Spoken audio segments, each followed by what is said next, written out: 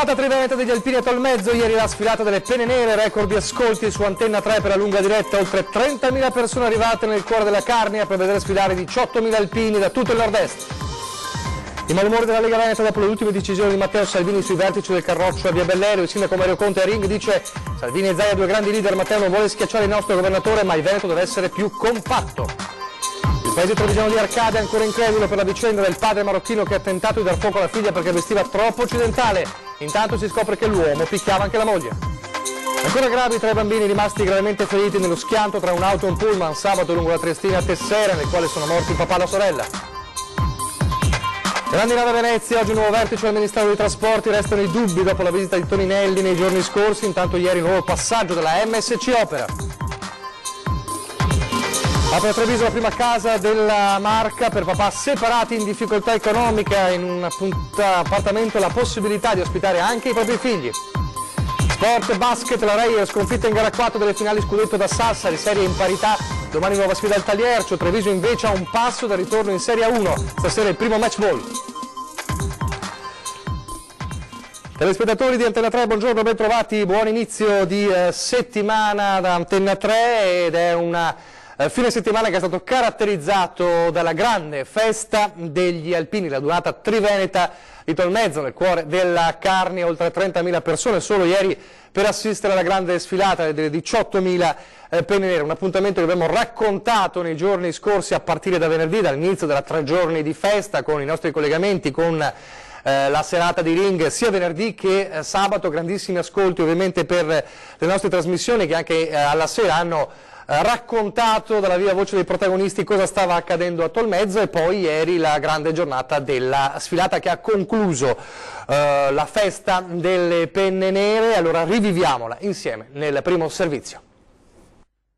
E allora voi di questi storici battaglioni e reggimenti, allora voi che della Carnia siete le braccia e siete anche la mente, allora voi stringetevi sotto e ricordate a tutti che questa è una terra fedele e generosa, che questa è la terra degli alpini d'Italia.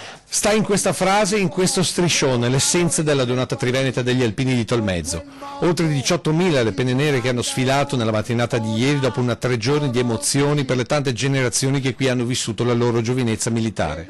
Una vera e propria invasione pacifica che secondo le autorità ha superato le 30.000 presenze tra protagonisti e familiari assiepiati lungo tutto lo sfilamento ad applaudire non solo i propri carri o le proprie sezioni, ma tutti i gruppi indistintamente, dall'Alto Adige fino ai confini giuliano-dalmati, con quella sezione di Venezia che raggruppa anche gli alpini di Fiume, Pola e Zara. E chi per 1000 motivi non è potuto essere fisicamente tra queste vie e queste piazze ha comunque voluto partecipare alla sfilata grazie alla diretta delle reti del gruppo Media Nord-Est. E sono stati davvero tanti che ci hanno seguito con un record d'ascolti sia per la diretta della mattina che per le repliche serali. E se lo sfilamento più lungo è stato per le penne nere friulane, non meno massiccia è stata la presenza delle sezioni della Marca, forse quelle che maggiormente hanno vissuto in città la 3 giorni Triveneta, occupando quella caserma Cantore dalla quale anche oggi qualcuno ha fatto fatica a staccarsi. Una adunata che passerà alla storia per 2 motivi. Per primo il ricordo che il sacrificio in prima linea nella Grande Guerra è stato anche femminile, con quelle portatrici carniche che hanno sfilato nella divisa d'epoca rosso scuro, rappresentate da Maria Plotzner-Mentil, unica donna a cui è stato dedicato un presidio militare e non a caso l'allora caserma degli Alpini di Paluzza. Ma Tolmezzo 2019 sarà anche l'adunata della caserma riaperta, dove in tanti, alcuni a distanza di oltre mezzo secolo, hanno potuto riassaporare per 3 giorni quella sottile brezza che li ha riportati alla loro, seppur in grigio-verde, spensierata giovinezza. Record di ascolti ieri, dicevamo, per la sfilata, la lunga diretta della sfilata della Donata Triveneta degli Alpini a Tolmezzo, record di ascolti anche sabato sera a Ring, quando abbiamo raccontato con Ferdinando Avarino cosa stava accadendo a Tolmezzo, una puntata nella quale era ospite anche il sindaco di Treviso Mario Conte, nel quale si è parlato però anche di attualità, di temi politici, a partire dalle polemiche interne alla Lega, i mal di pancia interni alla Lega dopo che venerdì, come avevamo raccontato nei nostri telegiornali, nel Consiglio federale Matteo Salvini ha nominato come suo terzo vice segretario un lombardo anziché un esponente veneto, come molti si aspettavano, anche alla luce dell'exploit quasi il 50% alle europee in Veneto. Dunque i malumori di questa Lega Veneta, uno schiaffo ancora una volta alla nostra regione, e anche queste parole, questo si dice di un Salvini che teme la figura ingombrante di Zaia. Tutti i temi insomma che stanno scaldando all'interno il carroccio del Veneto e non solo. Ne ha parlato quella sera proprio il sindaco di Treviso Mario Conte, che è anche responsabile, diciamo, degli enti locali per la Lega in Veneto. Lo sentite cosa dice a partire proprio dalle intenzioni di Matteo Salvini. Sentite. Secondo me in questo momento non è che vuole escludere il Veneto, però il Veneto deve dare dimostrazione di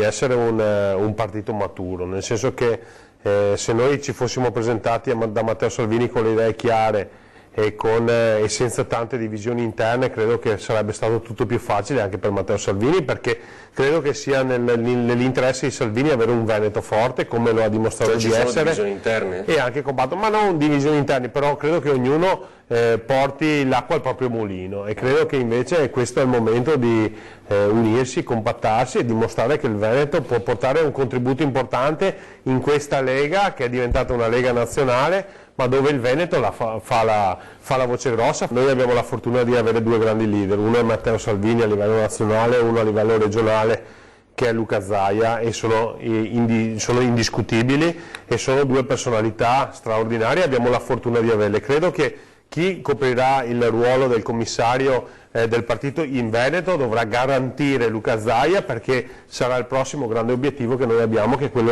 della riconquista del Veneto, per dare continuità proprio all'azione di Luca Zaia. Quindi è fondamentale che il nostro governatore abbia un commissario che lo accompagni in questo percorso per garantirsi... Cioè Salvini non rischia, non cerca di schiacciare Zaia? No, io sono assolutamente... Perché è spaventato da Zaia? Sono assolutamente convinto che non è così. Queste le parole di Mario Conte. Adesso la cronaca. Non ci sono parole per condannare l'orrore di un padre che tenta di dar fuoco alla figlia colpevole di vestire troppo l'occidentale. Basta ipocrisia e buonismo, la realtà è che tra coloro che arrivano in Italia c'è chi odia noi, la nostra cultura, in modo feroce. Sono parole scritte su Twitter dalla deputata di Forza Italia Anna Grazia Calabria oggi, stamattina, e il caso è quello che nelle ultime ore appunto è diventato un caso nazionale che ha sconvolto Arcade. Ci sarebbero stati altri episodi di violenza e rabbia messi in atto dal capofamiglia nei confronti della moglie e dei 3 figli. Gli inquirenti intendono ora far luce sul clima che si respirava tra i componenti della famiglia marocchina di Arcade, che qualche settimana fa ha vissuto attimi di puro terrore quando il padre avrebbe tentato di dar fuoco alla figlia quindicenne, colpevole agli occhi dell'uomo di voler vestire come i suoi coetanei, non riuscendo poi nel suo intento perché fortunatamente l'accendino si è inceppato. Questo episodio ha convinto la moglie a rivolgersi al consultorio raccontando tutto. Ora la donna con i 3 figli si trova in una località segreta protetta. L'uomo invece è in carcere su ordine di custodia cautelare emesso dal Tribunale di Treviso con l'accusa di maltrattamenti. Una vicenda che ha scioccato la comunità di Arcade, dove la famiglia viveva da molti anni e che i cittadini raccontano come perfettamente integrata. Anche il comune ha deciso di seguire da vicino la vicenda, aiutando la donna e i suoi 3 ragazzi. E a proposito di violenze tra le mura domestiche, all'ospedale Cafoncello di Treviso nei primi 5 mesi dell'anno 103 accessi e numerosi casi che vedono purtroppo coinvolte le minorenni. 213 donne lo scorso anno si sono rivolte al pronto soccorso del Cafoncello. Si tratta di vittime di violenza. Di queste ben 14 erano ragazzine minorenni. Dati che riguardano solo l'ospedale trevigiano, il che fa pensare alla gravità e all'entità di un fenomeno che colpisce ogni ambiente sociale. Basti dire che solo nei primi 5 mesi di quest'anno i dati sono aumentati. 103 le donne vittime di violenza, 9 minorenni. Violenze che continuano anche quando la donna non è più giovane. Nel 2018 4 over 70 hanno dovuto ricorrere alle cure dei medici, 2 quest'anno. Così oggi, alla presenza del sindaco di Treviso Mario Conte e del direttore generale dell'ULSS 2 Marca Trevigiana Francesco Benazzi, è stata inaugurata un'isola rosa, una stanza in cui saranno tempestivamente accolte in un ambiente più familiare le donne vittime di violenza. Arrivano il pronto soccorso e poi il pronto soccorso, quando individuano il problema, portano la donna in questa stanza e qui poi ci sarà un assistente sociale, una psicologa che li prenderà in carico, in cura, e poi con la rete, col centro antiviolenza e le forze dell'ordine si inizierà un percorso che porterà la donna fuori dall'orco, dal brutto, dalla persona che a lei fa violenza. Ritengo positivo il fatto che l'idea dell'Isola Rosa sia partita dai giovani, spiega Conte. Sono la parte migliore del paese, in loro speriamo maturi un senso civico che porti all'eliminazione della violenza. Presente infatti una delle promotrici del progetto, Carolina Dezza. Il nostro obiettivo è l'aiuto in tutte le sue forme, nel senso che cerchiamo di aiutare quante più persone e fasce d'età e tutti, davvero, tutti quelli che possiamo. Il pronto soccorso assume un ruolo cruciale e strategico per la risposta di cura e per l'inizio di un percorso di prevenzione. Effettivamente se ci sono delle condizioni di altissimo rischio si cerca di prendere in carico e proteggere la donna, innanzitutto tirandola fuori dal contesto e tenendolo in hobby per poi affrontare coi servizi sociali magari il giorno dopo. Ed è qui che la donna ha il primo vero contatto per uscire dal tunnel della violenza e per salvarsi da una vita infernale. Sono ancora ricoverati in ospedale i 3 bambini di 6, 5 e 14 anni rimasti gravemente feriti nel tragico schianto di sabato pomeriggio lungo la Triestina Tessera, all'altezza della curva Montiron, purtroppo già teatro di tante tragedie, un impatto tremendo tra l'auto sulla quale i bambini viaggiavano con i genitori dei 2 più piccoli e un autobus di linea. Nell'impatto, ricordiamo, ha perso la vita il padre Andrei Boaghe, 35 anni, e la figlia Anna Maria, di 12, residente a Milano. In ospedale, dicevamo, stanno lottando tra la vita e la morte uno dei figli della vittima di 5 anni e la cugina di 14, l'altra sorellina di 6 è ricoverata a Treviso, ferita anche la moglie di Boaghe, 37 anni. Ancora da chiarire cosa sia successo, quali siano state le cause effettive dello scontro. Intanto 2 padovani coinvolti purtroppo in altrettanti incidenti mortali avvenuti in Trentino e in Belgio, e stamane code e disagi per un incidente a catena in Corso Australia. Tragico schianto a Di Maro in provincia di Trento, dove ha perso la vita un motociclista di 33 anni, Omar Tiso, residente a Rubano. Per causa in corso di accertamento sembra che il giovane, mentre scendeva da Madonna di Campiglio, abbia perso il controllo della moto schiantandosi contro il guardrail al lato della strada. Niente da fare per i soccorritori del 118 arrivati in elicottero sul posto. Il 33enne infatti è morto sul colpo. Un secondo padovano ha perso la vita mentre viaggiava in moto. Stavolta l'incidente è avvenuto in Belgio. Il 45enne Laurent Elaber, nato in Belgio ma vissuto per 30 anni a Baone sui Colli Euganei, si è schiantato con la moto acquistata da poco contro un muretto. La famiglia avrebbe manifestato l'intenzione di celebrare il funerale in Italia. Infine in mattinata incidente lungo Corso Australia, con 5 mezzi coinvolti all'altezza dell'aeroporto in direzione di Padova Sud, 7 i feriti, rilievi affidati alla polizia stradale e ai vigili urbani. Torniamo a parlare adesso delle grandi navi a Venezia. Oggi in previsione un altro vertice al Ministero dei Trasporti per fare il punto della situazione. Intanto queste sono immagini che ovviamente hanno fatto impressione ieri a Venezia, a 14 giorni esatti dall'incidente alla Giudecca che abbiamo raccontato drammaticamente quella domenica. L'MSC Opera, proprio la MSC Opera, che è tornata ovviamente per la sua scalo crocieristico, e qui è in partenza a Venezia. Era previsto che tornasse ovviamente, ma certo fa impressione rivedere il colosso a Venezia proprio a distanza di appena 2 settimane da quell'incidente, che ha riaperto un dibattito come sappiamo molto aperto, anche molto polemico. Intanto la visita di questi giorni, i giorni scorsi, del ministro Toninelli a Venezia ha lasciato più dubbi che certezze. Sentiamo. La visita a Venezia del Ministro alle Infrastrutture e ai Trasporti Danilo Toninelli sembra solo aver ulteriormente rafforzato le posizioni già sostenute da quando la tragedia sfiorata nel canale della Giudecca ha posto con forza il futuro della crocieristica in laguna in cima all'agenda politica. Toninelli pare essere tornato a Roma ancora più convinto della difficile attuabilità dell'approdo delle grandi navi a Marghera, sostenuto viceversa da Comune e Regione, e più propenso alla deviazione verso Chioggia. Così come si rafforza in una fetta di opinione pubblica la voglia di non concedere più nemmeno l'ingresso in laguna. La scelta finale appare sempre di più un rebus. Stiamo discutendo appunto, lavorando, non voglio dire H24, ma insomma sono stato a Roma 6 giorni su 8 in questi ultimi 8, quindi alla fine stiamo lavorando molto, ci sono tutta una serie di ipotesi in piedi, stiamo cercando di analizzare il più possibile tutti gli aspetti scientifici e tecnici e su questo si esprimerà poi alla fine il Ministero che fa sintesi di tutte le posizioni in campo. L'unica cosa su cui c'è convergenza è che nessuno vuole più vedere navi sul bacino di San Marco e nel canale della Giudecca, per andare dove ancora non si sa, le ipotesi rimangono aperte. Il lunedì c'è un'ulteriore riunione e siamo in qualche modo, non dico in convocazione permanente, però il lavoro o al Ministero e sia con la parte diciamo istituzionale, poi con la parte dei tecnici, coinvolgendo tutte le varie articolazioni dello Stato che su questi temi hanno delle competenze, quindi il lavoro è un lavoro importante, serio, duro, che stiamo portando avanti tutti, però appunto coordinato dal MIT.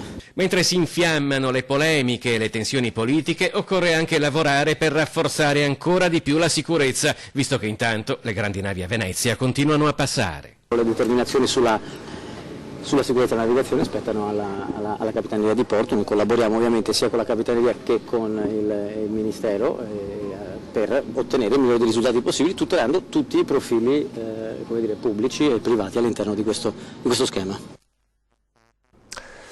Restiamo a Venezia per collegarci con il nostro Filippo Fois, per parlarci però ancora una volta di Mose, ma soprattutto dell'ex assessore regionale Renato Chisso. È vero, Filippo?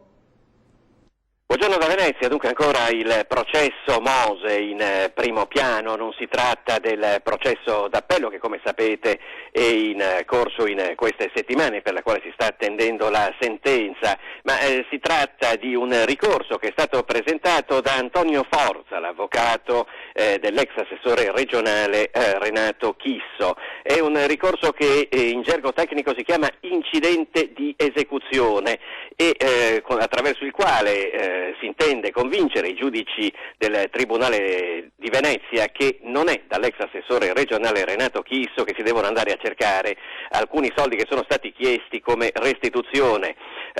Ricordiamo un po' la vicenda. Chisso non partecipa all'appello che si sta tenendo in queste settimane perché ha patteggiato, quindi non ha osservato l'iter di altri imputati, un patteggiamento che si è concluso con una condanna a 2 anni e 6 mesi. Poi però sono anche arrivate le richieste di risarcimento dalla Corte dei Conti, 5 milioni di euro, altri 2 milioni sono stati chiesti dal Tribunale. Proprio su questo si concentra il ricorso presentato dall'avvocato di Chisso. Non ho preso quei soldi, sostiene Chisso, è stato addirittura stabilito dal Tribunale durante il dibattimento, non ho soldi e continuo a vivere in una situazione di sostanziale povertà, ha detto l'ex assessore.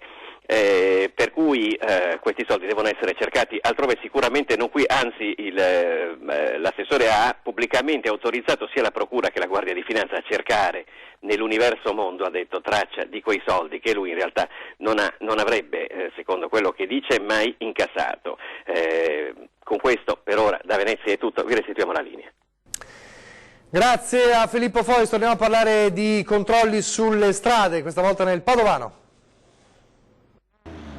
3 patenti ritirate nella notte dalla Polizia Stradale di Padova in via Venezia, dove per prevenire le cosiddette stragi del sabato sera gli agenti hanno controllato 74 veicoli alla presenza dei medici dell'ufficio sanitario di polizia e utilizzando i kit per la verifica della presenza di stupefacenti mediante il prelievo della saliva. 3 le persone positive al test dell'alcolimetro, tra queste spicca un operaio 29enne. Una studentessa di 26 anni invece è stata trovata positiva al test preliminare antidroga e poi denunciata per essersi rifiutata di sottoporsi a ulteriori accertamenti. Per loro, oltre al ritiro della patente di guida, c'è anche un'ammenda da pagare che sarà aggravata poiché il reato è stato commesso dopo le 22. Per la guida alterata dall'assunzione di stupefacente è previsto il ritiro della patente di guida da 1 a 2 anni. In totale sono state denunciate 4 persone e ritirate 3 patenti. Pochi istanti di pubblicità, torniamo subito.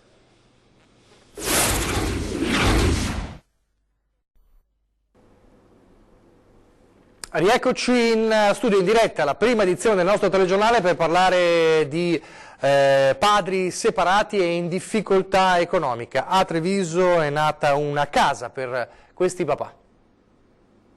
Apre le porte a Treviso la prima casa per papà separati della Marca, in un appartamento di un condominio lungo le mura che può ospitare fino a 3 persone con la possibilità di alloggio anche per i rispettivi figli. Soggiorno, servizi e cucina sono in comune. Quando una coppia con figli si separa, infatti, si stima che in un caso su 10 per il padre inizi un percorso di difficoltà economica che con il tempo può diventare vera e propria povertà. La risposta può essere un tetto dove vivere dignitosamente e riorganizzare la propria vita, mantenendo la possibilità di vedere i figli. Tutto questo viene a mancare, il rischio di poi trovarsi in strada non è poi così lontano?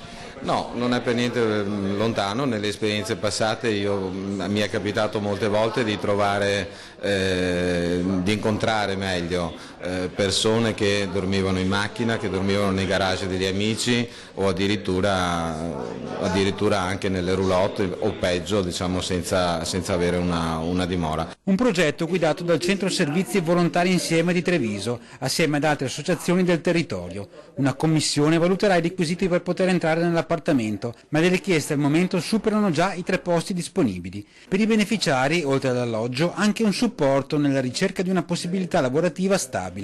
Un sostegno temporaneo fino ad 1 anno e ad un costo accessibile. Ho pensato che ci fosse bisogno di stabilire un contributo che viene chiesto a chi intende usufruire di questo servizio. È un contributo però che sarà commisurato alla capacità contributiva di ognuno. 200-300 euro?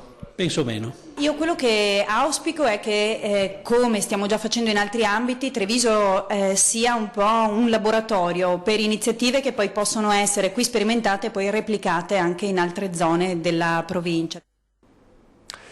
Siamo allo sport adesso con il basket, un basket a 2 facce. Da una parte, finale scudetto, la Reyer Venezia che è uscita sconfitta da gara 4 contro Sassari, una partita dura nella quale Venezia ha quasi centrato il colpaccio che l'avrebbe portata in vantaggio 3-2 nella serie, invece, anzi 3-1 nella serie, invece la serie è impattata sul 2-2. Domani gara cruciale al Taliercio, si ritorna quindi a Mestre, si ritorna a Venezia per gara 5, per il proseguio di questa sudatissima finale scudetto. Dall'altra parte invece una Treviso che sorride perché la De Longhi, dopo aver battuto anche venerdì, come sapete, Capodorlando, siamo alla finale della promozione per la A1, è sul 2-0, questa sera alle 20:45 gara 3 fondamentale, si gioca al meglio delle 5, quindi in caso di vittoria Treviso agguanterebbe la agognatissima e desideratissima promozione, il ritorno nei piani alti, il ritorno nella Serie A1, nella Serie A,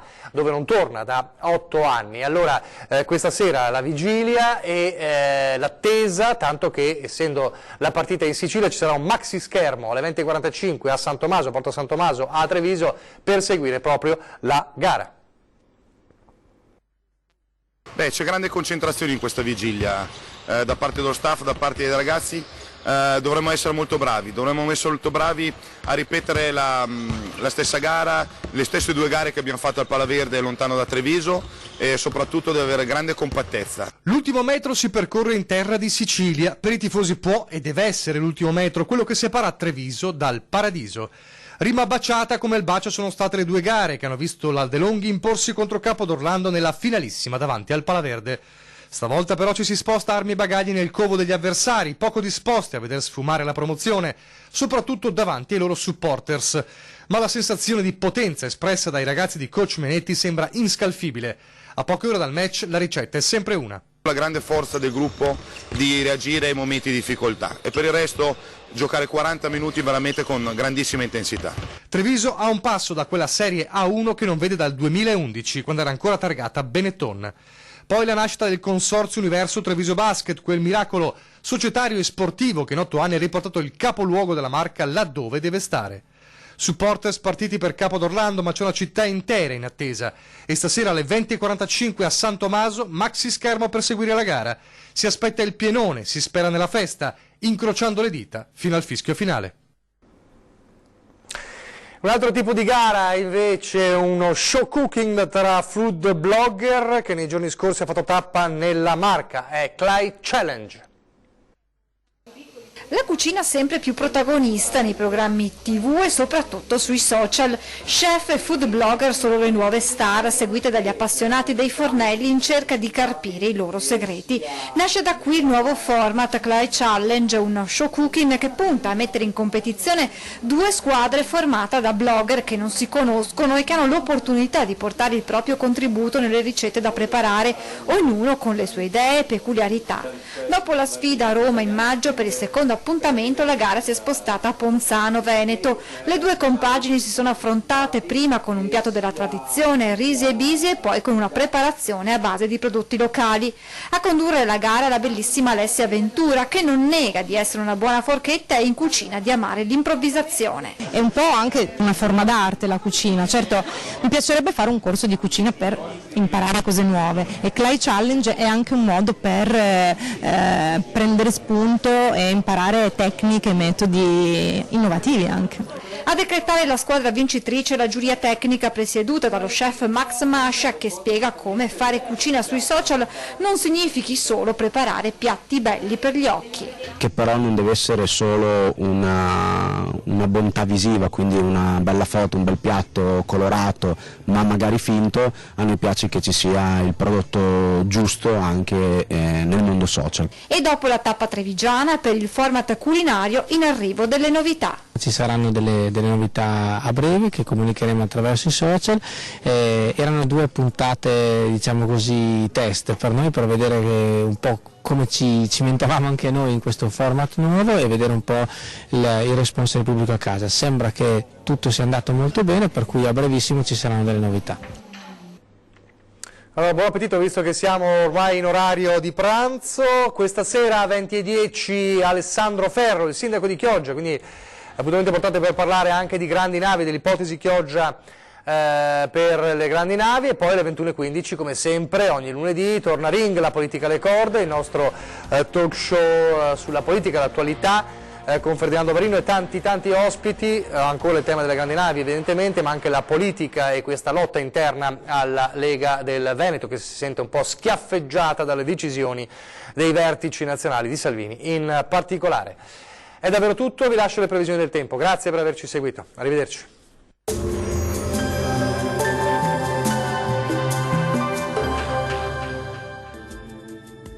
Ben ritrovati al meteo. La settimana inizierà sempre in compagnia dell'alta pressione delle Azzorre e dunque in compagnia del bel tempo. Vediamo il dettaglio di lunedì 17 giugno. Sul Veneto cielo a tratti coperto al mattino, più sole invece a partire dal pomeriggio, ma attenzione a qualche acquazzone sui monti del Bellunese. Temperature minime tra 18 e 23 gradi, massime in lieve calo, oscillanti tra i 27 e i 31 gradi circa. Bel tempo anche sul Friuli Venezia Giulia, dove sarà soleggiato ovunque, il cielo si presenterà sereno, al massimo poco nuvoloso. Sui rilievi dell'Udinese non si esclude al pomeriggio qualche occasionale rovescio. Temperature minime tra 21 e 24 gradi, massime in lieve diminuzione tra i 28 e i 30 gradi circa. Ci spostiamo infine sul Trentino Alto Adige, dove la situazione sarà pressoché identica, con più sole al mattino, poi con isolati temporali a carattere sparso. Temperature minime tra 19 e 20 gradi, massime sui 32 gradi. Dal meteo di Antena 3 per ora è tutto, arrivederci.